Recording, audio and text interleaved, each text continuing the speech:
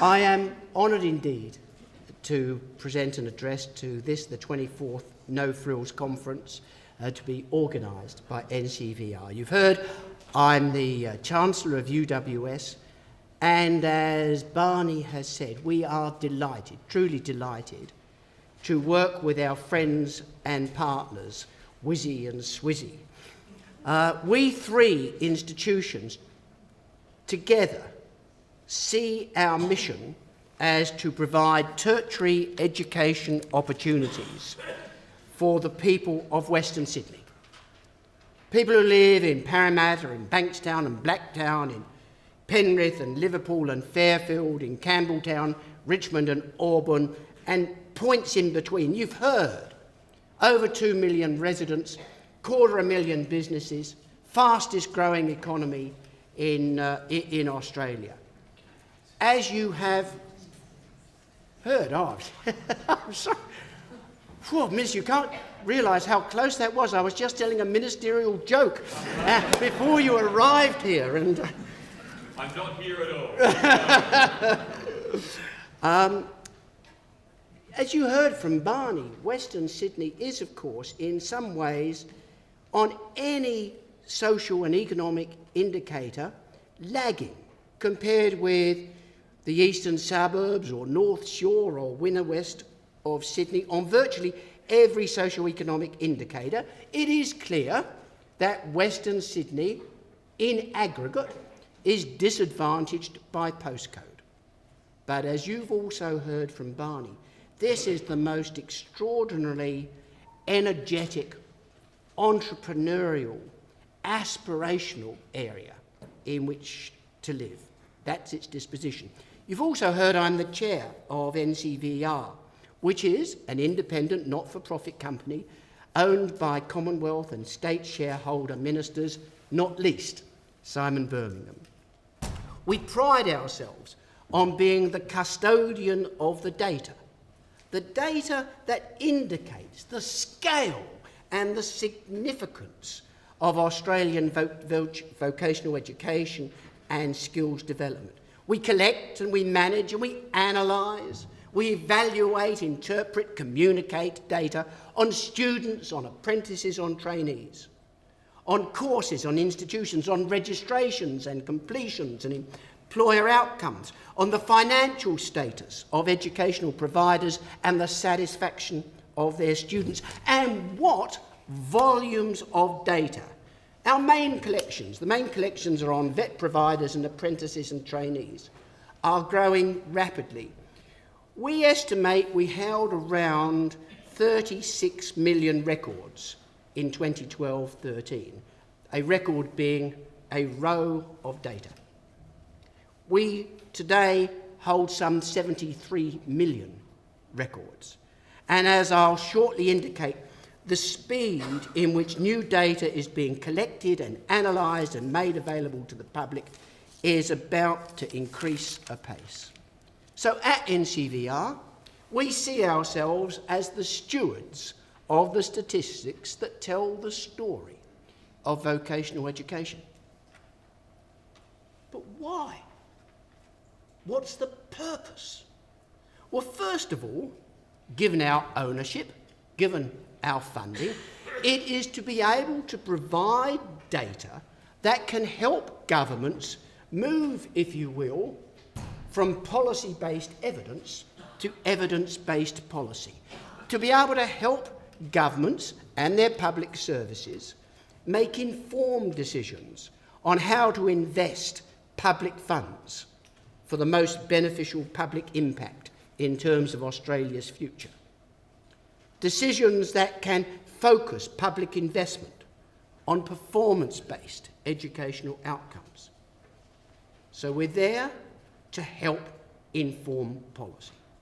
Second, of course, and this is why many of you are here, we see our role as generating creative insight to make available as widely as possible information, huge amounts of information that with your help can be turned into knowledge. It's not about just providing academic researchers with the raw material to be analysed and interpreted, important though that is, but by making material available under Creative Commons, then allowing that data to become the apps of the future. This last weekend, I think, has been the fifth GovHack series of conferences, where enthusiastic young people are brought in and given access to mountains of government data to see what they can do with it. And of course, out of that, become the apps of the future. So this data is not just about research, it's also about things that people can start to use in ways that I and Craig have never imagined in terms of creating public and community purpose. And there is a third reason that we have this data, and it is of increasing importance. The statistics are there to help inform the market. All of us need fully to comprehend that the nature of democratic governance is changing.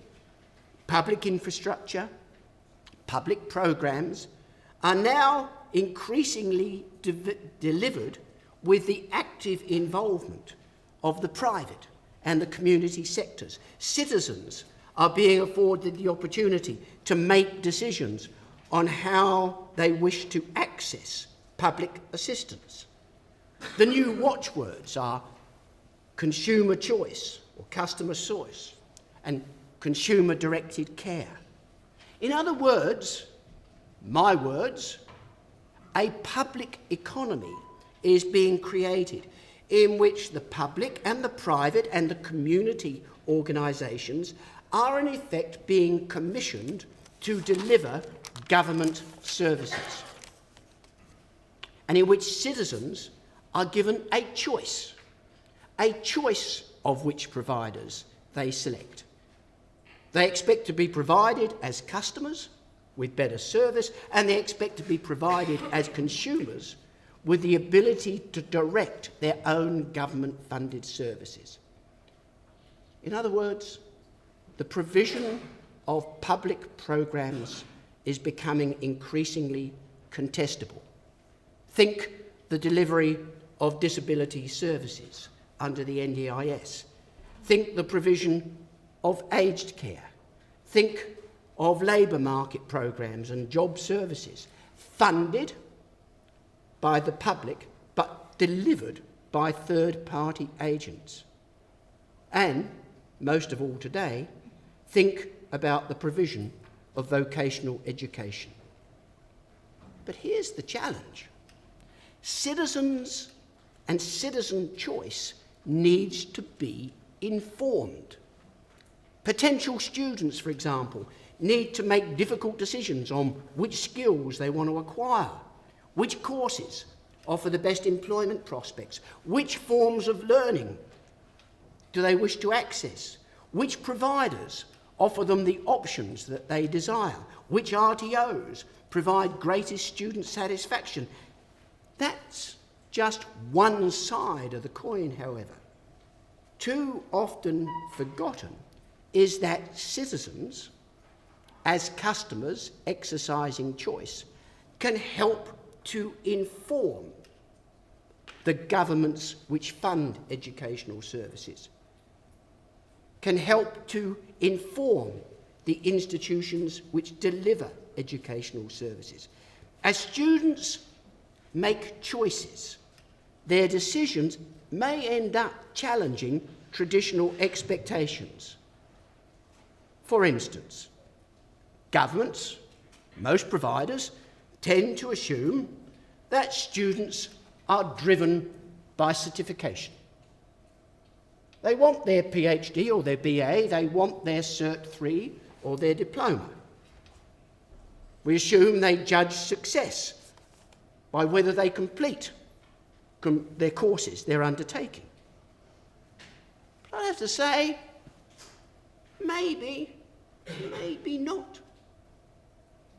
there is at least some suggestive evidence that the hypothesis needs to be tested more robustly. Perhaps students have a rather different perspective on planning their future, undertaking perhaps courses that they find interesting and useful, and arranging them as part of their own portfolio of learning, regardless of the preferences of the institutions they go and get educated at. Data, including on student satisfaction, can help to inform the market, and through the market, governments can start it to think about supply and demand of educational services, and can guide not only understanding of economics, but increasingly important to government, of behavioural psychology. The good news is that in the area of VET, the information available to funders and providers and recipients is about to be transformed. And it may well be that we will look back on 2015 as the year of inflection with respect to what we know about what people want and what pathways they choose. And NCVER is the epicentre of that step change. Two acronyms, you know them well, TVA and USI, Total Vet Activity, Student Identifier, will over the next few years change the way we look at VET, and how it contributes to productivity, on how best to direct government funding to create maximum benefit for governments and equal opportunity for citizens, on how students, as customers, actually make their decisions. This year, I don't know, around October, I would anticipate, we'll see the first report on total vet activity. Total, not because every single one of around 5,000 RTOs will report, because some have been granted exemptions in this transitional year, but total because it will cover for the first time all forms of vet activity, irrespective of whether it's delivered by public or private or community providers, of whether the course of study is publicly or privately funded. And even in this, which will be the transitional year, the extended breadth of reportage is overwhelming. We think there's probably going to be around 4,000 providers that are reporting. Some are huge. 4 of them have over 100,000 students. Some of them are tiny. We've managed to identify 4 that each have 1 student.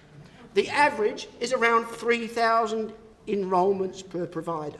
In total, this is going to be data on about 30 million, probably just more than 30 million enrolments. And even in this transitional year, it'll mean about 65% more data will be reported under TVA than the prior recording scope of government-funded VET.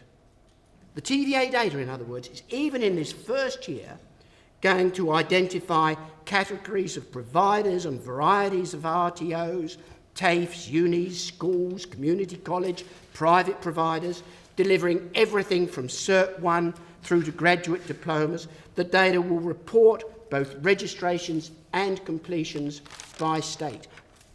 You know, if statistics can be hot, this is hot.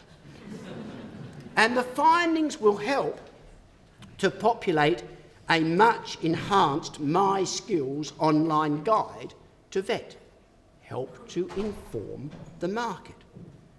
Now, at the same time, a universal student identifier, the USI, is going to allow governments and educational institutions over time to follow the decisions of students.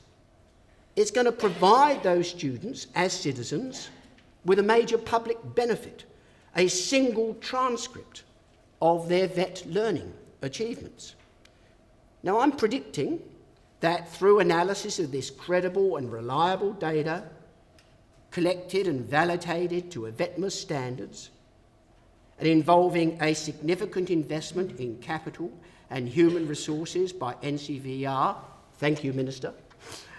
Through that, we will have our understanding of the vet sector vastly improved. I use the royal we because I'm there talking about governments and regulators and providers and industry associations and unions and, of course, potential and actual students and their school teachers and their parents. Are we there yet? Well, no, of course we're not. Whilst I'm excited about the prospects, I'm almost nervous that my expectations won't be fulfilled. There is always the danger in the public sector, I've discovered, that in a highly regulated and fragmented market that requires collaboration between Commonwealth, state and territory jurisdictions, that those ambitions will be stymied. There's a risk that the potential transformation will flounder on the rocks and the reefs of political disagreement or bureaucratic risk aversion. And now my own views, for which neither UWS nor NCVER can be held accountable, on what all this is going to mean and how the transformation can occur. My view is that three things now need to happen.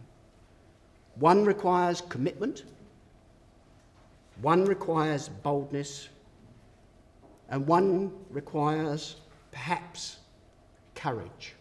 And as an ex-Sir Humphrey Appleby, I use that term advisedly. Let me start with commitment. The coverage of TVA needs progressively to be enhanced. I don't want to underestimate the challenges involved in this. This year, we will make a great start, believe me. But following a necessary transition, the expectation should be that every single RTO will in future report their enrolments and their performance. And although I hope it won't prove necessary, the regulators should be willing to enforce the legislative obligations upon them to provide NCVER directly or through state and territory jurisdictions with a statistical summary of their activities. This will present, of course, enormous pressures for NCVER. It requires continued investment in information and digital technology, not only to collect the data, but to make it available in useful and accessible and understandable and persuasive forms. But the challenge, isn't just the financial and operational risks associated with collecting and disseminating this information. Indeed, I can tell you at the NCVER board now, our perception of risk is moving from those traditional areas to a much greater focus on privacy. Because this data may be hot, but it is also confidential, and its confidentiality needs to be protected. NCVER, I can assure you, is very focused on ensuring that personal or commercial information is protected from cyber attack. We've actually brought in the hackers to see if they can get through. So far, not. And equally, of course, we're focused on establishing clear protocols on what information can be provided to whom and on what basis. So striking the right balance between confidentiality and accessibility, privacy and transparency lies at the heart of NCVER's integrity. Second, let me continue with boldness, by which I mean the requirement for governments and educational institutions to step beyond their particular self-interest. This much NCVER already knows, that year by year, more and more students are forging their own pathways to and from vocational and higher education. I've got to tell you, they're doing so in all sorts of unexpected ways. Using VET qualifications, as Barney has emphasised, to meet entry requirements for universities or non-university higher education providers, NUHEPs.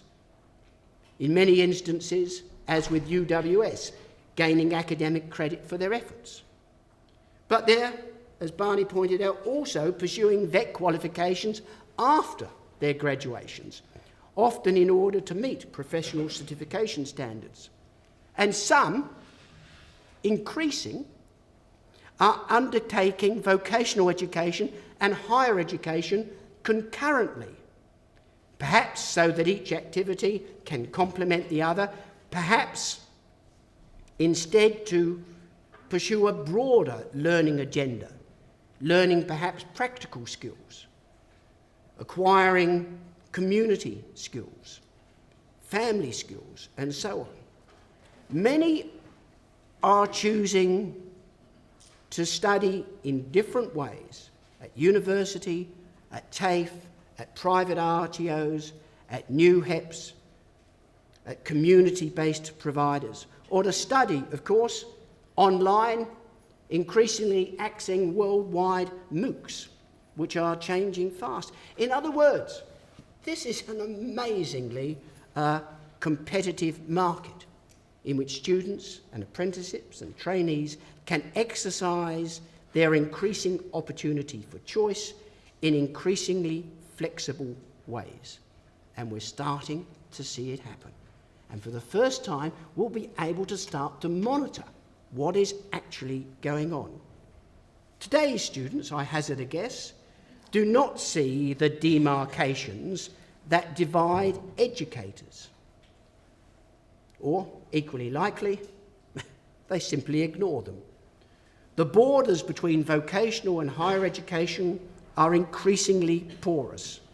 And this is especially true when both forms of education are delivered on the same campus or by the same institution, and in which far more education is being delivered fully or partially online across distance, and when income contingent loans are being extended from higher to vocational education.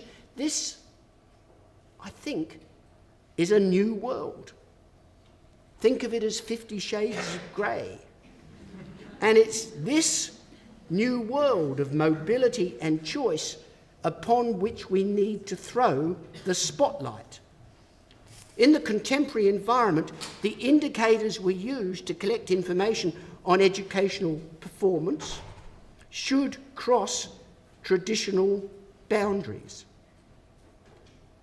Of course, and I accept this, it's far less daunting to collect measures of student experience or graduate outcomes or employer satisfaction for 38 universities and 130 NUHEPs than it is for 5,000 RTOs.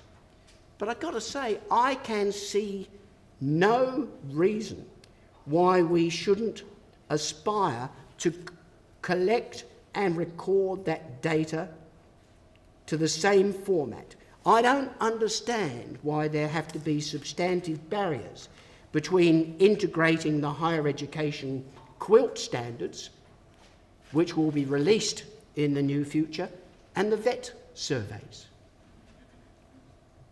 A graduate outcome, a measure of student satisfaction, seem to me just as relevant to SWISI as to UWS, as to a private provider of VET in Western Sydney.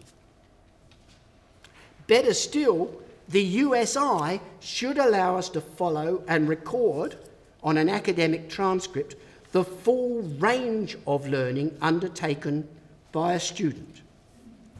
In truth, I think, limiting the USI to vocational education would be the most egregious of wasted opportunities and would represent a poor return on a significant initiative. I think all tertiary education should be recorded through the same USI and allow that student to take it out on a single bloody transcript. And that is what employers want. It's what the students want. At the very least, and in this, my view, is a very, very, very poor second best. The USI for vocational education and the Commonwealth Higher Education Support student number should be linked and their information fully integrated. Oh. And now, third, finally, to courage, by which I mean that governments and public services and providers and regulators need to proclaim that the 2008 Bradley Review of Higher Education was indisputably correct, that the concept of a tertiary education sector needs to be fully embraced by policymakers and by learning institutions, just as it's being made manifest by the choices taken by learners themselves.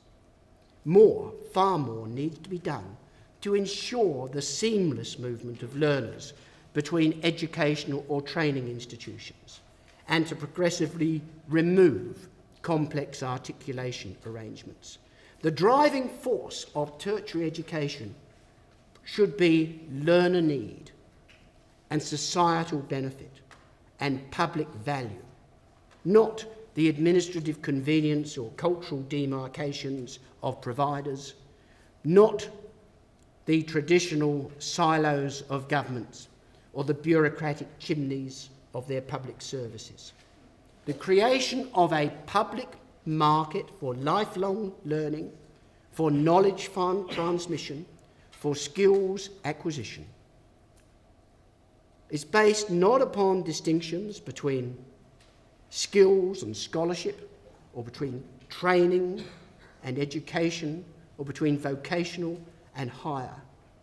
Rather, I think it's based upon governments and citizens balancing public and private benefits across all sectors. A public market should allow students to choose their education or training over their lifetime. Some of it will be supported by government expenditure. Some of it will be subsidised by government, including from income contingent loans. Some of it will be funded by individuals themselves. And the truth is that as learners borrow more or pay more from their own pockets for their education, so they will and should demand their right to make their own decisions. From what I can already see in the data, and from what I fully expect to see reinforced through the TVA and USI statistics, the market within which they make choices is most appropriately conceived as the tertiary market. Why not, as Brady suggested, have a single overarching regulatory and quality assurance body instead of ASQA and TESCA? After all, both are seeking to constrain the burden of their red tape, and bringing regulators together would, I think, contribute to that. And why not special pleading? Why not, as I've hoped for more than 6 years, fund a single body, a not-for-profit company owned by shareholder ministers perhaps, that can collect the full range of educational statistics. In other words, not an NCVER for vocational education research, but a National Centre for Tertiary Education Research, NCTER, or perhaps a national institution for comparative educational research. That, acronymically at least, is nicer. It would symbolise the change that is taking place, the change that is coming, whether we're ready or not. Thank you.